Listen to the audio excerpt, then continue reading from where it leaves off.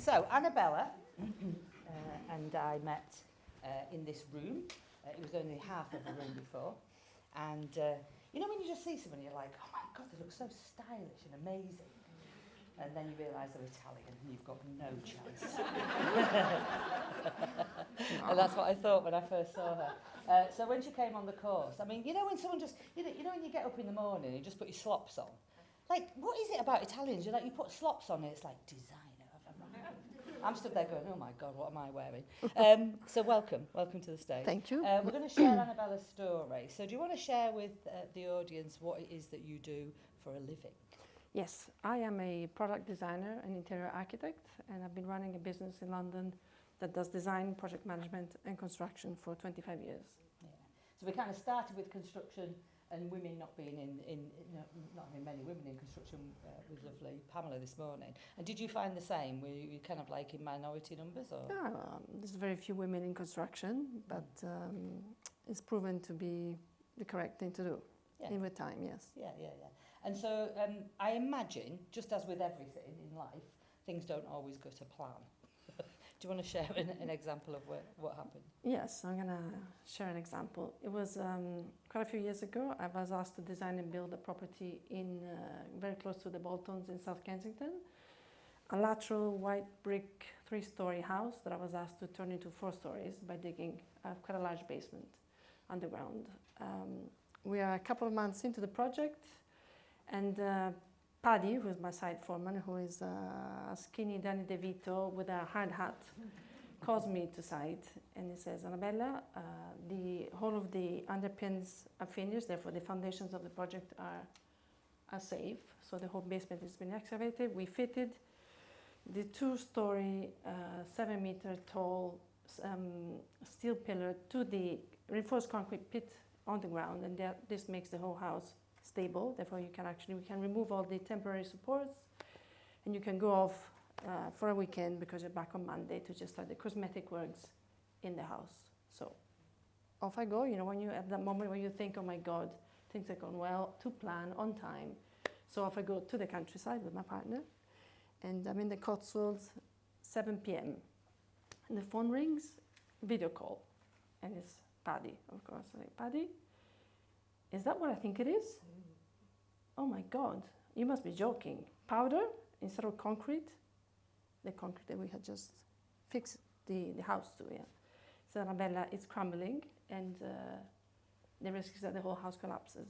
So, moment of panic, I said, listen, the only thing we can do tomorrow morning, I'll be on site again with the structural engineer Terry, and we need to re-prop, support the house and make it safe again. So next morning, 8 o'clock, Saturday, everyone on site again and make the house safe. Have to remove all the concrete again and pour it and start the process all over again. Concrete supplied by the biggest concrete supplier in the UK, and the rest is history. Yeah. There's some sort of grade on concrete, isn't there? Like, yes. Yeah, what did it have to be? Instead of being concrete 35, hardness 35, it was C4, which means literally mass concrete with 0 structural integrity. Yeah. Anyone ever had a bad day? Just thought I'd have a weekend, and then not. You liken it to like a stiletto heel or something? Yes, yes. So we had a few pictures. So this is you, isn't it? Yes. Out on site. Yeah. And there's the actual... That's a project. That's a concrete, yeah. That's the 2-story pillar. You see it on the left, the shoe, which is what I call the stiletto project. And then the concrete, the crumbly concrete on the floor below the pillar. And that's the finished house. And you see the pillar, the finished pillar on the right. So that's the one that was holding up the 3 stories above. Yeah. I'm imagining your stress level was rather high on that day. Or how do you cope with it? Well, I just had to run and do the best that I could, get the engineer and just act upon it and think of safety. Yeah. And so how did you get into this industry? How did you decide to be in building? It's a little bit like we do it a lot in personal development. We liken buildings, don't we, to processes. I started, I changed my profession because I found myself in a situation back in 1993 in April, where I woke up in a bed, tied to a bed, And I just woke up from, I didn't know where I woke up from. And I saw my sister, my brother, and my dad at the feet of my bed. And I looked at my sister and I said, Manuela, what happened? And she looked at me and she said, Annabella, you had a car accident and you broke both legs, your right arm, your left hand, your face, and you lost sight of your right eye. And you were in a coma for a week. And you undergone approximately 15 hours of surgery with metal, steel all over your body. And the first question I asked was, who was in the car with me? And she said, Asia and Monica, my best friends. And she said, but they're all right. They're in another hospital in Switzerland. For now, concentrate on your own health. You need to be strong to recover from your physical injuries. So it was a month and a half in hospital, trying to get strength back, and that's what I did. And until a bit more than a month later, and I discovered my sister had lied to me to make me recover. In fact, both my friends had died. And for me, it was the ground from under my feet was gone. And I just couldn't see a way out. I couldn't see how to recover, physically, emotionally, psychologically. And that's how I started then meditating and looking after myself. And that changed my profession completely. Instead of going back to my old life, I started designing. And I started a career that allows me to help people in their lives. And then, therefore, construction became an organic growth into that career. And so that's what I do. Yeah. And so a little bit like that concrete, it's kind of like your life sometimes just disappears, isn't it, without any notice. I know that there's Asia and your friend Monica. Mm-hmm. And there's you with black hair. That's very That's how I was born, yeah. Yeah. That's how you were born. Yeah. Obviously, how old were you at this age? 19. 19. Yeah.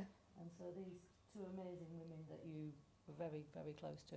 I know that you've created like a company and a charity for Asia, haven't you? Yes. What's that to do with? It's called Asia X, which is an entity that allows me to create awards and competitions for a global no-profit organization called G100, Global 100. Global, 100 for 100 industries, founded by Harbin Arora, who is an Indian lady who helps women with communities, initially in India, helping 250,000 women, and now internationally.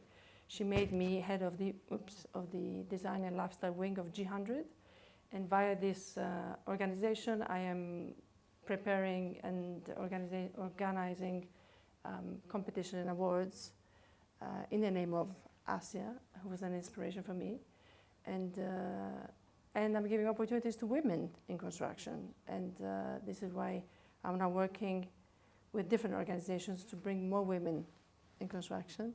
This is why we connect.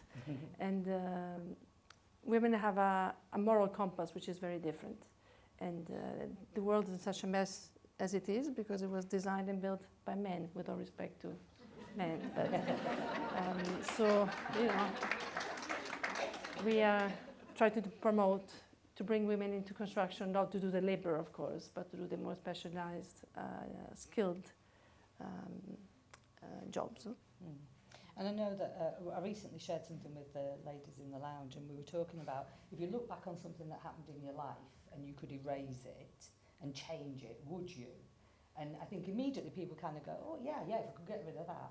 But if the caveat is that everything that happened as a result of that had to be taken away as well, then would you change it? It's a very difficult question to ask, isn't it?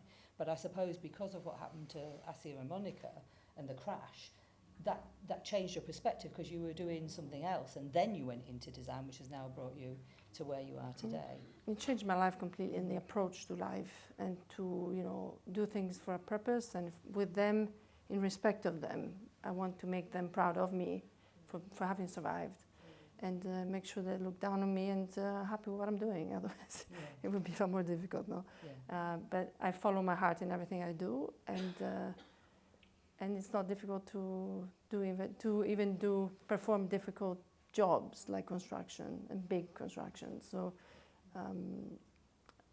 you know, it's a moral compass. It's a spirit that I follow in everything I do, when I design and when I build, and in the process of both services. And so until now, it's been proven to be recognized, and I'm happy with it. Yeah.